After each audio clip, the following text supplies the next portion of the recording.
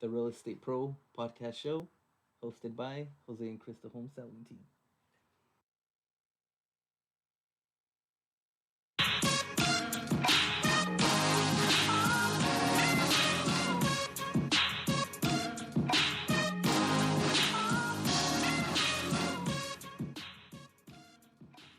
Hello, everybody, and welcome to another episode of the Real Estate Pro podcast show, hosted by us, Jose and Crystal Home Selling Team. Hello. Um, my beautiful wife, Crystal. There, how you doing, Crystal? Hi. How's your week been? It's been good. Yeah. Yours? Anything interesting happen? All kinds of stuff. But we'll get into that another time. Yeah. Kids went back to school, so it's been a hectic week with the Back with the to seven school, kids. back to soccer, back to after school activities. So Yep. So we're gonna talk about what are we gonna talk about today? today we're going to talk about home repairs and how they impact your home value. So when you're selling your home specifically. Home repairs and how they impact your home value. So how many of you want information on that? I bet a lot of you do. That's actually something we get asked a lot is when you're making repairs, if it's going to actually increase your home value. So I think it's a good, interesting subject, especially because we have our own experience. I agree. So right now, if you have any questions in regards to selling your home, buying a home, home mortgages, credit, we're here for you. So go ahead and feel free to reach out to us. You can leave a comment on Facebook, on And Instagram. Facebook, you can catch us at Jose and Crystal Home Selling Team, and Instagram is at JK Home Selling Team. So if you have any questions, you can always hit us up there. You can also leave comments currently on Chaotic Radio Live on YouTube, and they can see it right now when it comes up. There you go, and we'll answer them live if you put them there. And you could also text me as well. Always feel free to reach out to me via text at 626-255-4400. So why don't we get started, Crystal? Let's talk about this. I know this subject is near and dear to our hearts. We've had a lot of recent experience with home repairs, and especially when it comes to home value because we have our own experience. We recently sold our house in Hacienda Hacienda Heights. In Hacienda Heights. In March. We sold it in March. So when we were first getting ready to renovate our house, we were thinking, okay, we're going to rent our house out, and we wanted to spend the least amount possible. So we were thinking like, okay, we're going to go super affordable, super cheap, so it looks nice and people can enjoy it. But we're thinking, the granite looking countertops instead of the granite countertops. Yeah, what is that called? Formica, Fake granite? fake granite. But so we were kind of, we were going to take that route, something that would be durable, cost effective, and just kind of, if we needed to make quick repairs as we had renters, we wanted to spend the least amount possible. Yes. But from that point where we started, then we were like, okay, well, we might stay in the house a little while longer. We weren't quite ready to move and uproot our whole family, even though we knew the house was still too small for us, and we were like outgrowing it super quick. So then we kind of like took a turn. We decided, okay, we're going to get a little bit nicer stuff. And of course, you know how that goes. You go from, I'm going to get nicer stuff, it's going to be affordable, to, okay, I want to go all out. So we ended up getting, I guess, top of the line cabinets. Yeah, we we got went the a little more expensive expensive. flooring. We put a jacuzzi tub and a bathroom that was going to meet our needs. And I think we should let everybody know, because I think this happens a lot.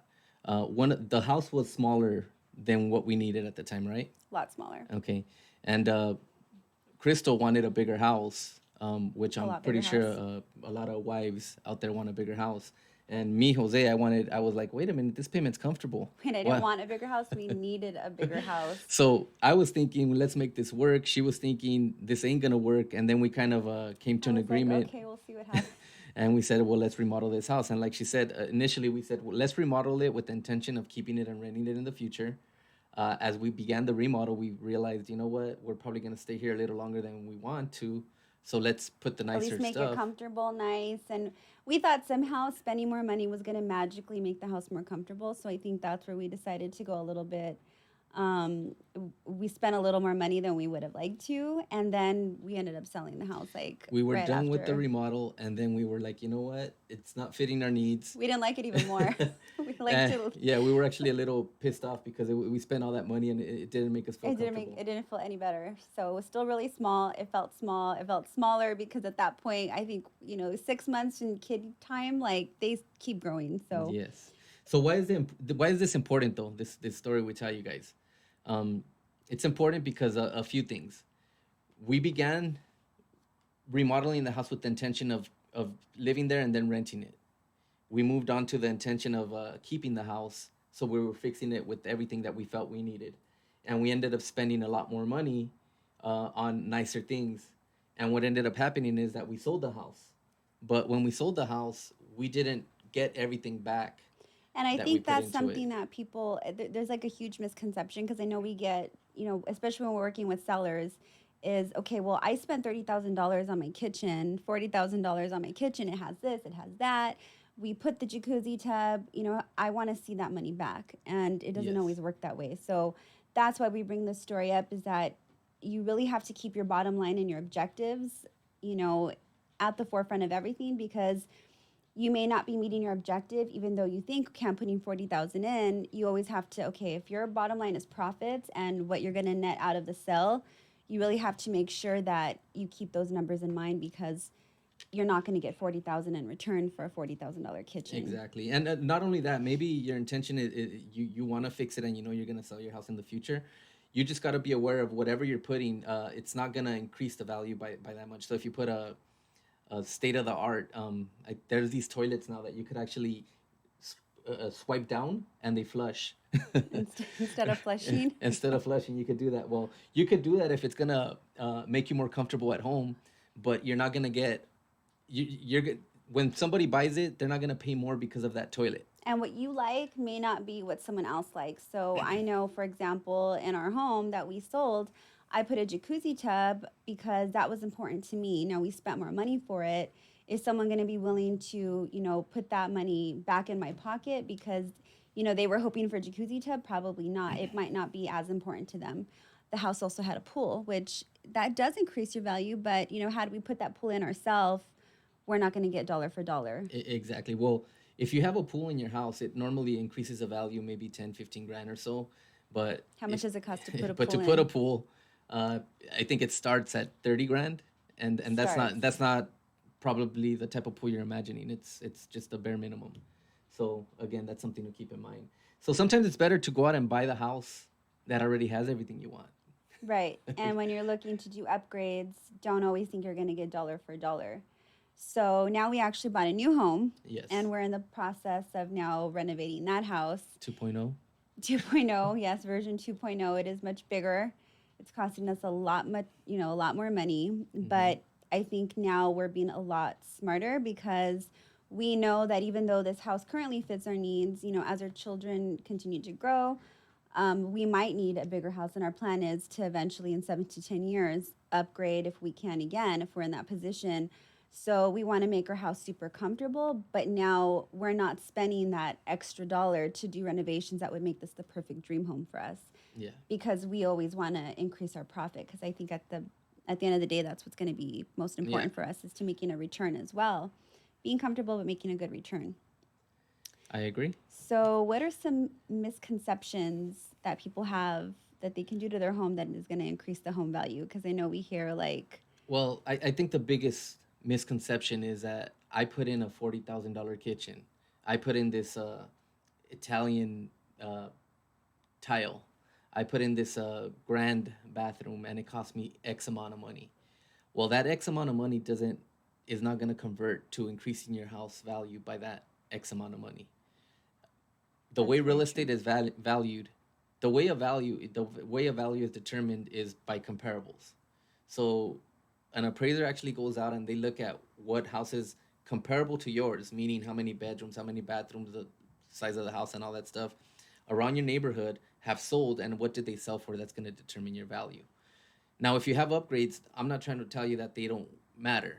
So they're not going to get a comparable of a house that's, let's say your house is built in the 1950s and that comparable was built in the 1950s and they never remodeled it since the 1950s, well, your house is going to be worth more than that house because they never remodeled. Okay, but it's not going to be $100,000 more or Right. anything to You that. can't put 100,000 in and then expect it's going to be Exactly. 100,000 increase in value.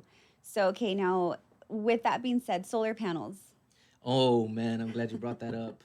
I was walking at Home Depot as we're remodeling our new house, and I have somebody come to me to tell me, "Hey, you should put shutters in your house. It increases your home value." You should have asked them by how much. Can you be And I specific? wanted to laugh in their face because you know what? Things like that don't increase your home value. And you go to Home Depot, you go to, places that are trying to sell you stuff, and they try to entice you by telling you it's going to increase your home value. Solar panels are going to increase your home value. Let me tell you something. Solar panels are not going to increase your home value. It's actually going to make it a lot harder for you to sell. Because, do you want to know why? Well, I know why, but you can tell everyone Well, else why. because when you finance solar panels or lease them, that's another lien on your house. So whoever's buying your house is going to have to assume that payment.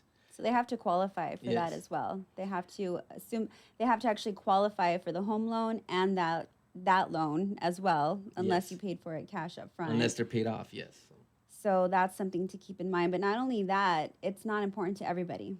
Solar panels, I mean, although, we had solar panels, hmm the people that bought our house, they had to qualify for that loan, right? yes, yes, because we had solar panels in our old house, and yes, the person who bought the house had to be okay with the solar panels, with the payment, and then qualify for them on top of that. And actually, we didn't talk about this beforehand, but how many people that found out we had solar panels to start with were kind of turned off by You that? know what? It's mind-boggling to me I don't because understand it, but our electricity bill was hundreds of dollars more than what the solar expensive. panel Hmm. payment was, and people didn't want the solar panels, and I didn't understand because it just didn't make sense to me as to why you don't want to save money, but And we saved everybody money has by different having thoughts. the solar panels, A right? I mean, lot of how much money. money would you say that we saved per month? I mean, At least 300. it was a lot. I mean, annually, we were probably cutting it in half, whatever we spent. So even with that information, people were turned off by the idea that we had solar panels. And I mean, it took us, with the renovations, how hmm long to sell our house? It took quite a while. It took So, quite a I while. mean, there you go. That's just one thing. So, improvements can increase or decrease the marketability of your house just based on the type of house that you have and the type of buyer that's going to attract. Exactly. So, something that's very important to you may not be important to someone else, and it can actually turn people off to even looking at your house to start with Well, because you bring about a good point. I think a lot of times we feel if we like something, everybody's gonna like it. That I think that's human nature, and the truth is, not everybody likes it, and you know, that may be the first thing that they want to change. exactly. So that's something to keep in mind. Which reminds me actually of the granite we put in our house. Remember, we put a piece of granite. We went to go look at granite, and I don't know if you've ever gone to buy any type of stone or anything like that for your kitchen countertops, but there were two pieces of granite, and they looked very similar, but one was $1,000 more than the other, and my wife liked the $1,000 more one. When things are priced more, it just becomes all of a sudden more appealing, which So is yeah, so we ended up putting the $1,000 more granite on our kitchen, which looking in hindsight, I wish we would have put the other one. that would have been $1,000 more in our pocket, Yeah, considering we ended up selling. So you kind of always just have to keep your objective in mind at that point when we weren't anticipating selling, but of course it was $1,000 we didn't get back, dollar yeah, for it dollar. didn't make a difference, and the people who bought the house maybe wouldn't have even noticed the difference in the granite. Well, we bought a bunch of nice plants to go in front of the house Oh as my well, God. and they ripped everything out. I went to go pick up the mail and these plants that I planted with my children That were near that and had dear, sentimental value, and I was gonna take them, but the and root they were had grown into beautiful. the ground. So the guy said, "Oh, it's okay, just leave them." And I thought he wanted them because he liked them. I come to find out he tore them apart. They're all gone. They're, yeah. So don't leave your plants behind, especially if they mean something to you. So back to how the value is actually determined. one thing that is very important is that ultimately the market is going to determine your home's value, regardless of how Yes. much money you put into your home.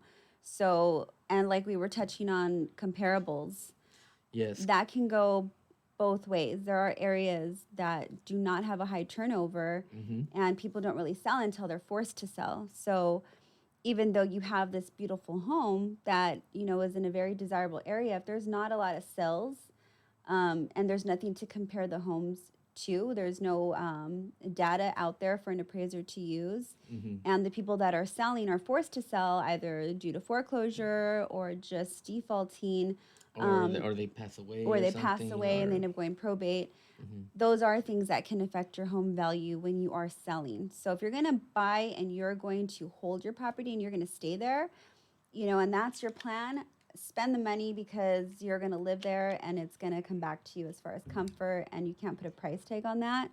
But, if you are going to turn around and sell, or that's Mm-hmm. your objective and you want to max out on your profit, always look in an area that has good data, Yeah. because there are areas that people don't sell. And then what happens?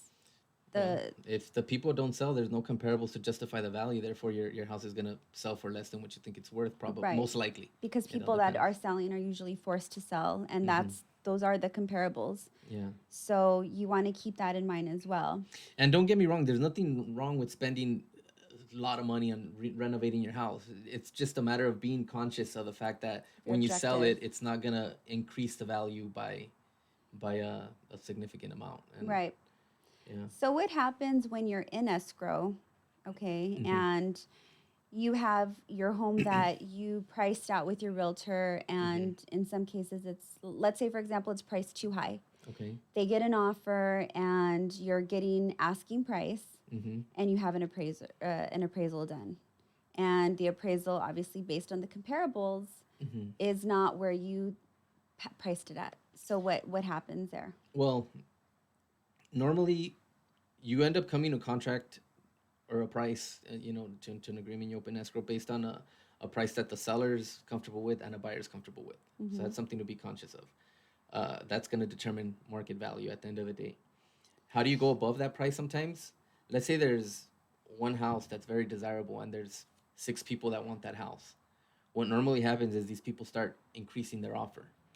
So let's use a number. Let's say you want 700,000 for your house, and based on what the realtor suggested on the data comparables, they said 700,000. Then you have six people who want your house, and they start bidding. I'll offer 710. I'll offer 720, and somebody comes and says, "Well, I'll offer 750." Well, you as a seller are excited, right? I'm getting $50,000 more than what I wanted. Mm-hmm. Well, there's a lot more to look at rather than just this person wants to offer 750. Let's just say that the person offering 750 is financing with minimum down payment, which would be, let's say, 3.5% to 5% down. Okay. And let's say somebody who offered you 630 was putting 20% down. Mm-hmm. Your first reaction is that $750,000 offer is better. Right. Okay. But it may not be, because now when these people are gonna buy your house, they start going through the loan process. That loan process involves an appraisal. An appraiser is gonna come out and appraise a house, and if it doesn't appraise at the 730, 750 mark, well, guess what? They they could choose to pay more Out of pocket. out of pocket. So they have to have that money Yeah. on hand. They could choose to not pay it. You fall out of escrow. You could choose to lower the price to whatever it appraised for. So that's what ends up happening. So it creates a problem. And it's a problem that sometimes you could attend to prior to opening escrow if you do have many different offers on the table, but that's a different subject.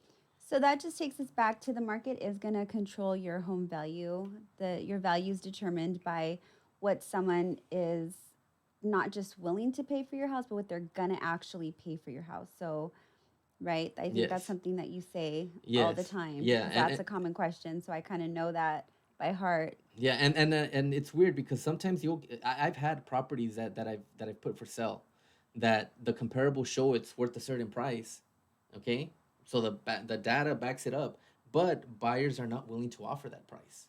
So we had a recent, We had a recent a in a recent, nice area in the Inland Empire. very desirable horse property Yes, area. I nice mean, home, well taken care of. updated. It had everything. It had the pool, Yes. it had the jacuzzi, it had the stables. Yes, it was beautiful, and we had it on the market for 630, and we ended up getting a few offers for a little bit shy of 600. We ended up getting an offer for 620, but the person was hoping that it wouldn't appraise. So when the appraisal came back at the it actually appraised for we were in escrow for 620. It appraised for 635, and the person didn't really want to pay that. They were hoping that the appraisal would come back at 600 or less, and then they were hoping they would use that to get us to lower the price. But my clients were not in a need to sell, so they ended up saying, "Well, we'll wait." And they actually are still waiting, which is, and that's an example of kind of the market controlling the value of the home, because the data's there, Yes, right? But what yes. someone is willing to pay To for pay it is is different. ultimately going to determine your home's value. Yeah. So I think in that case, he was even trying to use the neighbor's dog as a price reduction, right? To get a price reduction. Yes, yes, it was ridiculous. The, They said the dog was they gonna sent tear an down email the that, yeah, and they sent the actual picture of the dog, and the dog is just sitting there.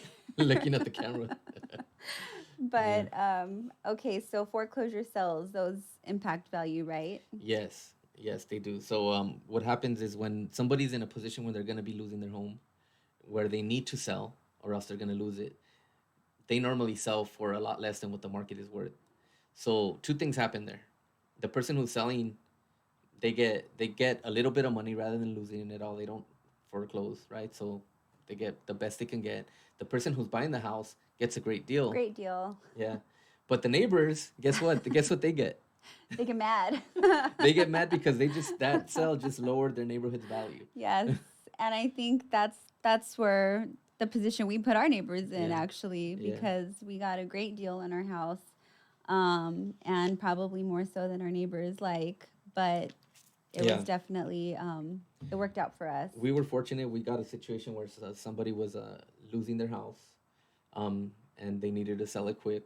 But it worked out for them as well, because they got Yeah. their equity, some of their equity, right? Yeah. Most of it. I mean, he was an old man already, so I don't even think he's gonna spend all the He money. didn't even care. He was just like, Yeah. I want to go and play. Yeah. But so that foreclosure sales do impact Yes. your home They value. do. Yeah. We had another recent incident in San Gabriel Valley, Mhm. right, where we were meeting with someone, and they did very, very Oh, specific and yes. personalized rehabs to their house. Big no. You know what? And this actually it hurt me to see them. Yeah, It was an older couple, very old. I mean, the wife actually, I think she was bedridden already, right, or something, or she couldn't really walk or anything. they were not losing their house, but they had a lot of equity Yeah. that they wanted to cash out on, because the house Yeah. was too big for them already. Well, okay. The situation there actually was that they needed to sell the house to get into a retirement home, Mm-hmm. and they needed a certain amount of money to get into that retirement home. They had a ton of equity, and they had a contractor come out, and they said, "Well, let's fix our house up so we could get the most we can, so we could get our retirement home." I guess they had to pay a lump sum to get into that retirement home, and after that, if they had any extra money, it was for them or whatever. So they were trying to maximize their profit. Well, this contractor, I don't know exactly what happened, but they personalized the heck out of this house. I mean, this house had an old wooden window, handmade wood, of these Mm-hmm. windows that where you open and a little chain like holds it open, it opens, and a little chain holds it open. That looked really cool, but I think he paid over $200 for that window, and So this is where you does it. really need to get some guidance, because these weren't our clients. This is actually a home that we went to go look at, that we wanted to buy, or were interested in doing some type Yeah. of purchase. Mhm. But because the contractor that they were using, first of all, didn't do a very good job. No. They didn't really have, I think, any advice as to what they were No. doing and how they were going to achieve their objectives. Yes. I mean, they put like a gigantic tub in one of the bathrooms that took up most of the room of the bathroom. And I think that It was a nice tub, but it wasn't meant for that bathroom. it wasn't meant for the space. So Yes. those very personalized upgrades because they felt that they were upgrades, Mm-hmm. weren't something that would be appealing to the average buyer, especially to make them put in more money. Yeah. Well, the bad part about that situation that we're talking about now is that these people's house was free and clear. They ended up pulling out a line of credit on their house to do these upgrades, where they ended up owing about $200,000, And they were kind of stuck with the property, and they were which kind of stuck because now, based on what the house could sell for, based on comparables, they were no longer able to net that $500,000 that they needed to get into that retirement home. so that's sad. I mean, those are situations that we don't like to see people in, and you know, you always wish you could do something about it. But I think the key there is to, from the get go, work with someone that's going to be very honest with you.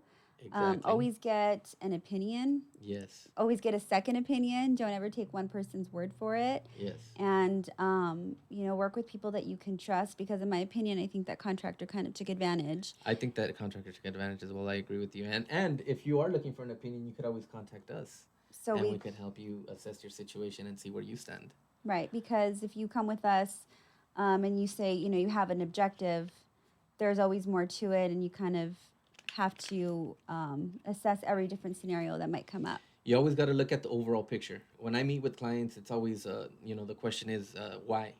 I want to sell. Why is it that you want to sell? What are you looking to accomplish? Very important question. Yes. What are you looking to accomplish? Now, do you need to get out? Do you have time to sell? Do you have to sell fast? Do you need to be somewhere? That's very important, because that's going to determine how to maximize your dollar based on the time you have.